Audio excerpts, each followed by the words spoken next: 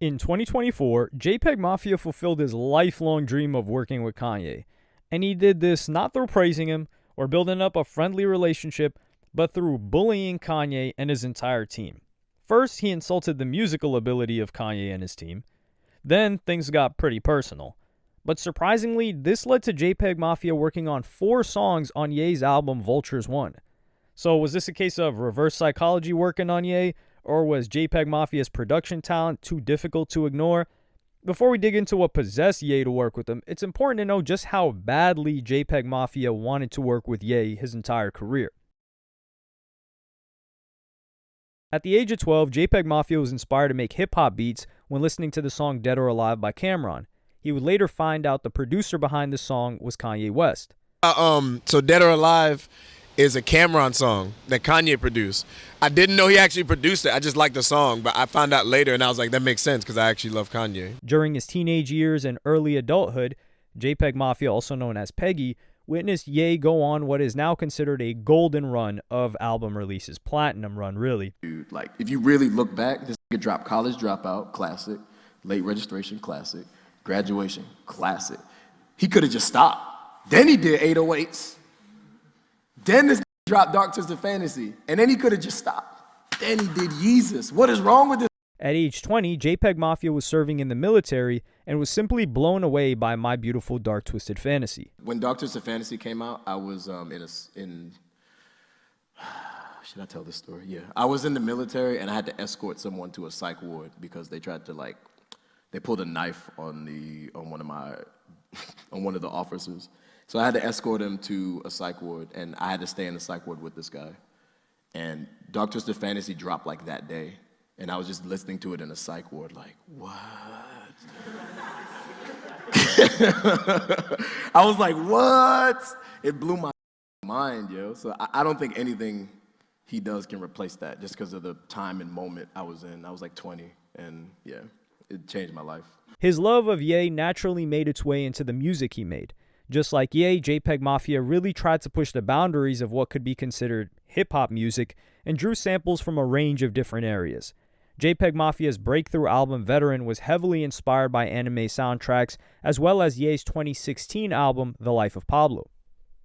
Yeah, I listen to a lot of anime soundtracks and a lot of and The Life of Pablo a lot too.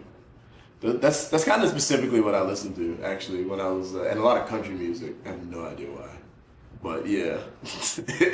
The biggest sign of just how much JPEGMafia wanted to work with Ye is that even after Ye adopted political views that JPEGMafia completely and heavily disagreed with, he still wanted to work with him. This is what JPEGMafia said to Talib Kweli in 2020 when Ye was now firmly aligned with Trump and the MAGA movement. I don't know. I watched Kanye get on paid programming and say George Bush don't care about black people. That's right. So like I have a different perspective. Our hero. I'm saying, bro, I'm like, at some point, or this knows what the fuck he's doing. So like if he's doing it, I don't know what his reasoning is. I don't know what he's going through, etc. But Kanye has earned the right from me because like College Dropout, etc., etc. This man is earned the right to do whatever. Like, you know what I'm saying? Like, his influence on me is so strong that like it I don't agree with the MAGA, you know, as you don't. But like, it's Kanye. Like this is a grown black man. I'm gonna like. I've never met this man. I will meet him and talk to him before I pass judgment. Absolutely. I'm sure he's a fan of yours too. Man, if Kanye was a fan of me, I'd probably cry, bro. And those mixed emotions he had about Ye partly inspired the title of his 2019 album, All My Heroes Are Cornballs. Speaking to The Guardian, JPEGMafia said, "It's kind of like a baseline. Like, let's get this out the way. All your heroes are effing cornballs. Don't put so much faith in these dudes you don't know," including himself. As the years went on, Ye's political views became more and more extreme, also ranging and going back and forth in what he believed, and less artists were willing to work with him.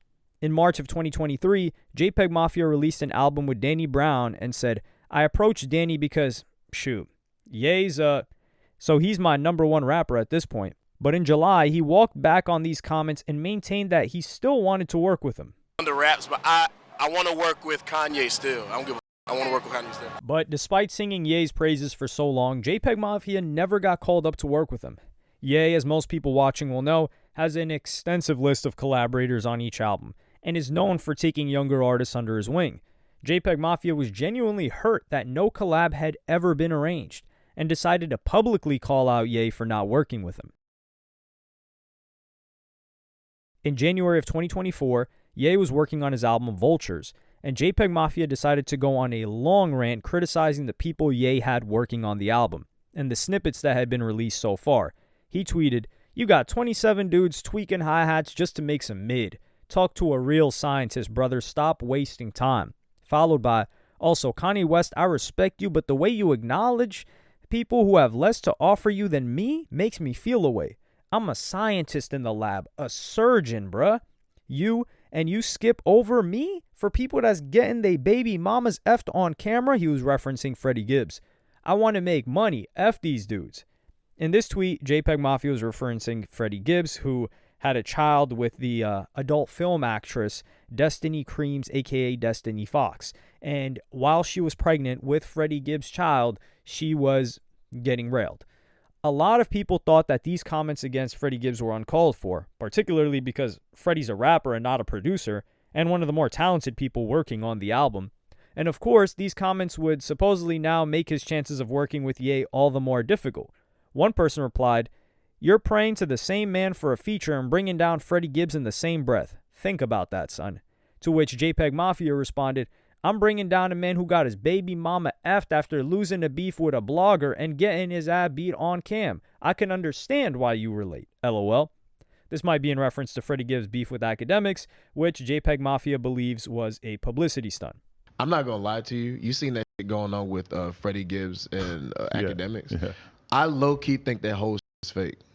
I don't know. I think there's some reality to it, but it just seems too like well thought out to me. Mutually beneficial. And like he's releasing an album, and it's just like it just seems like the new age. This just seems like some new age marketing. Like they got together and was like, "I'm just gonna go in on you, you go in on me. Done. We get attention." And this tweet also referenced a video which surfaced where Gibbs was attacked at a restaurant in Buffalo, New York, when he was actually dating Destiny Creams at the time, and she was at that restaurant. This supposedly contradicted Freddie Gibbs' gangster persona, and JPEGMafia ultimately thought that he was a fake. Then JPEGMafia insulted Kanye and pointed out that both Gibbs and Ye have baby mamas with explicit videos online. He tweeted, "People just standing around on stage like your baby mama got effed? Ooh, mine too. Let's make a song together. Men unite. WTF."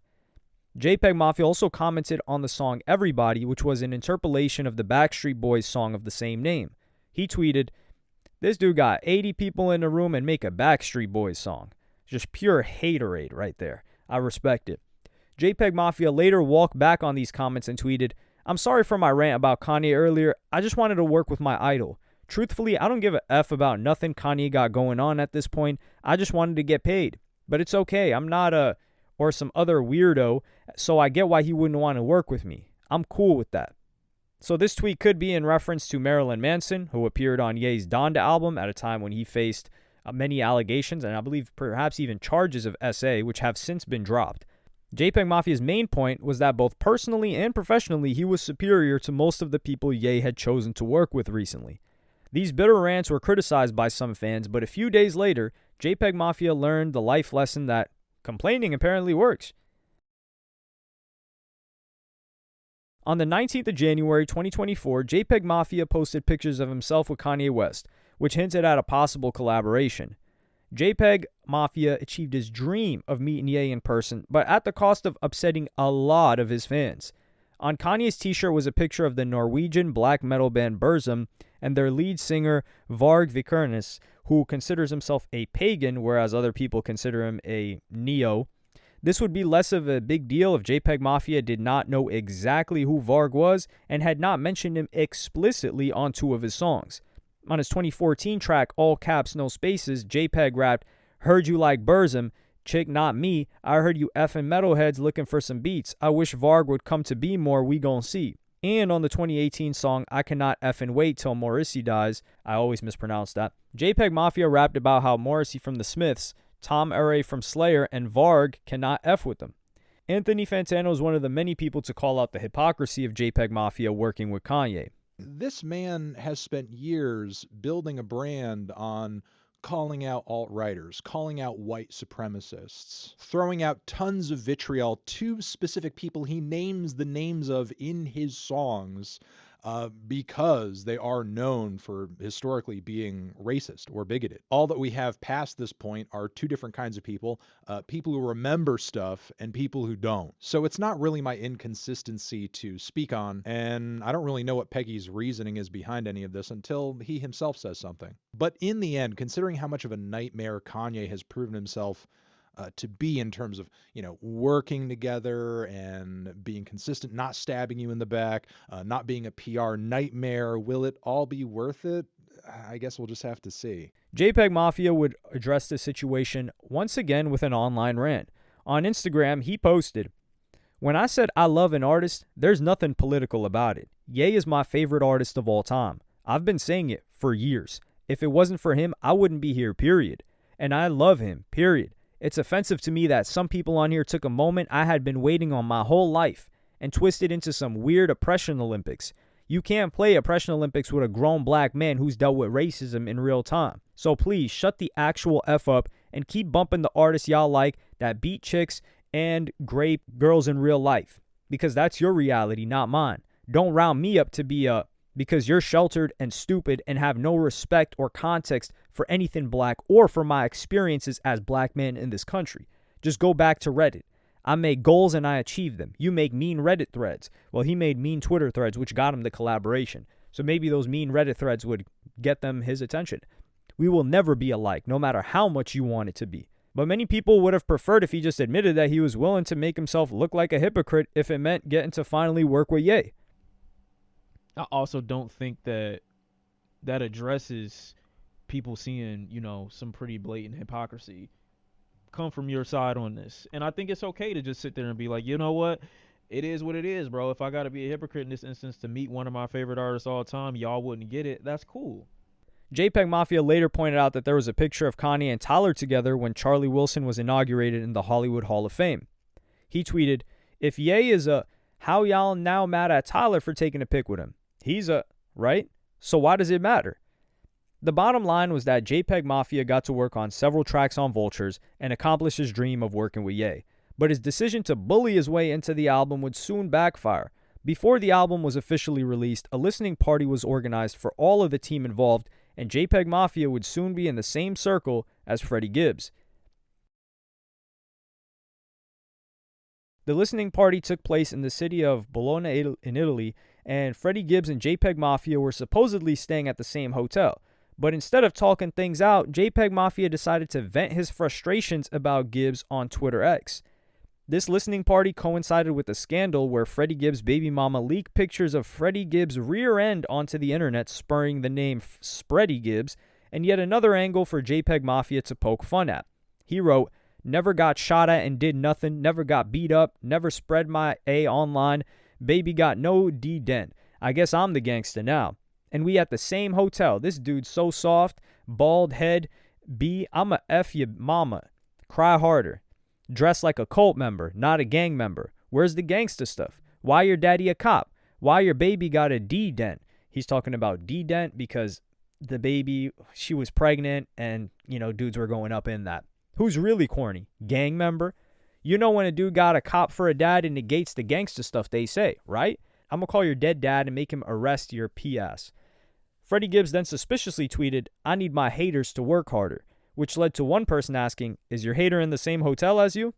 JPEGMafia responded to this with, "I'm going to make your baby mama work hard as F, and rather crudely, how come I can find your B-hole, your behind hole, but not you?" Gibbs went on to innocently tweet, "Food good at this hotel," to which Peggy responded, "But where in this hotel are you, Spredrick?" Destiny Fox even chimed in and wrote, "Freddie has not acknowledged our son publicly. Please stop including my son and I in whatever y'all got going on. She included her son in a public video that is on the internet forever with her getting cracked by other dudes." JPEGMafia responded with, "Why won't he acknowledge his son, but he jiggling his behind in a hotel 40 minutes from where I was for a week?" The only other responses from Freddie Gibbs were videos of himself blissfully strolling around the hotel. Freddie also shared videos of himself working out, and another video was captioned with "longest breakfast ever." Then JPEGMafia posted this video of himself on a plane, presumably flying back home from Italy. Man, I tell you what, man, life is really beautiful, man. It's super beautiful when you're not getting beat up twice a year, shot at, embarrassed, getting f***ed up, just being a fake gangster. You know, like that it's not wavy, it's not cool, you know what I mean? And I don't rock with people like that. So like, I just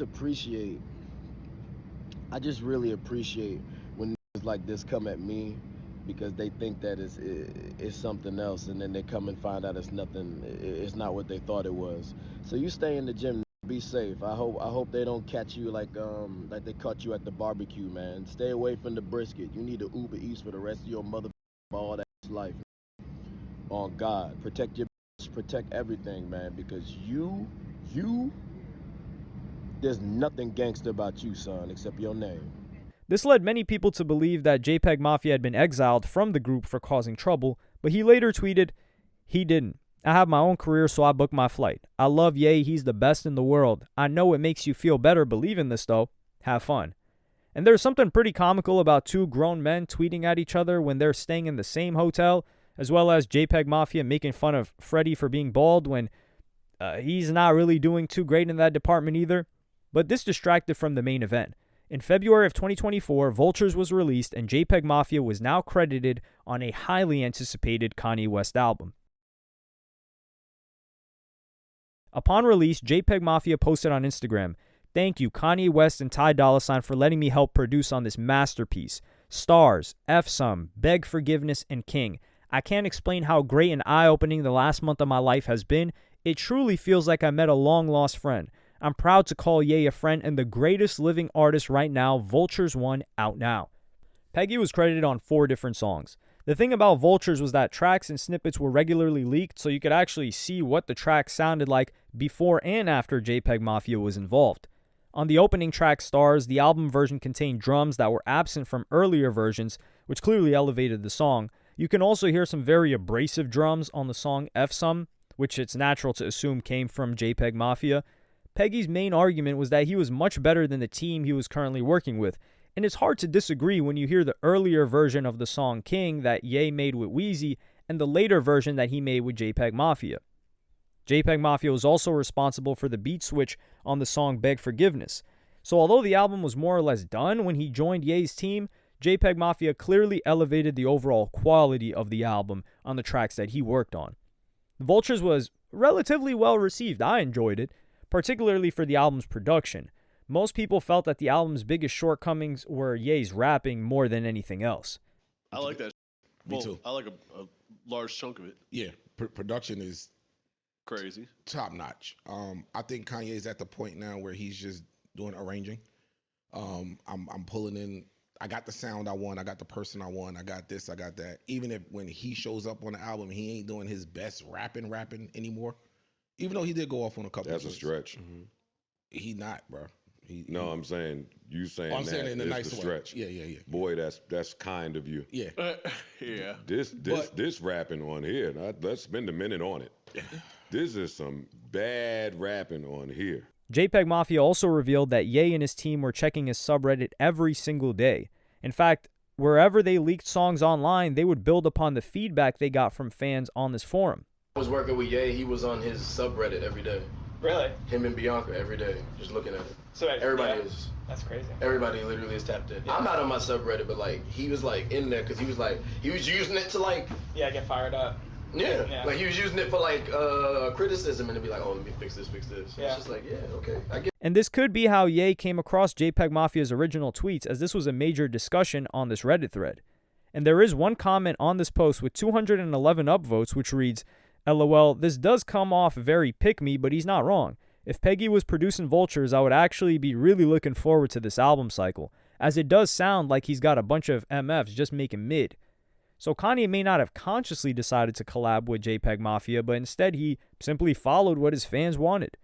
On August 1st, JPEGMafia released his album, I Lay Down My Life For You, and the song I Scream This in the Mirror Before I Interact With Anyone he addressed the controversy of working with Ye and rapped, "When they can't read you like a book, they gonna try to attack what you stand on. I'm gonna take off even if I land wrong and take everything I can get my hands on." And despite falling out of favor with him, Anthony Fantano had to admit that this was a great album. But yeah, really good, really quality, fantastic record from Peggy all around. I would say another number up on the board, you could say, which is why I'm feeling a strong 8. Merely 2 days after this album came out, Ye released Vultures 2, where JPEGMafia is credited for helping produce the song Believer. Ye was not officially credited on JPEGMafia's album, but Peggy credited him with helping with the song selection process.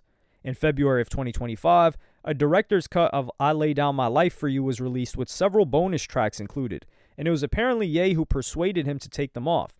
JPEGMafia tweeted, "This director's cut is my original vision for the album. When I started working with Ye, I learned how to cut fat off an album by watching the master at work. I applied this to I Lay Down My Life For You, and I'm proud of it, but the director's cut is the full original vision." But despite having met Ye and worked with him, these mixed emotions he had for Ye would not go away. Shortly after the director's cut release, Ye once again talked about how much he loved that mustache man from Austria, and JPEGMafia had to distance himself from Ye once again. He tweeted, "The idea that it's my responsibility to address something another man is saying on his own merit is some little kid stuff. All of you asking me about this will grow out of this personality one day, but for now, let me just say this. I do not support Diddy. I don't hate, I don't like Trump, I hunt PDFs, and I am the Grim Reaper to all chick beaters in my general vicinity. This was true before Ye tweeted tonight, and it's still true right now. Is that enough for you 11-year-olds? In a week when you performative children forget about all this, I'll bring it up again to see what you really stand on, because I've been observing since before I was in the music industry, and one thing I know about white teenagers on Twitter is they don't stand for ish." He also pointed out the irony of the pushback he was getting by Twitter users. All this on an app owned by a billionaire who threw a salute a few weeks ago, by the way. If you hate them so much, why support this platform? They say you should never meet your heroes, but instead, JPEGMafia has experienced a mixture of good and bad things from finally getting to meet and work with Ye. A more appropriate saying that applies to JPEGMafia and Ye's relationship is to never let potential pushback from fans hold you back from meeting one of your idols.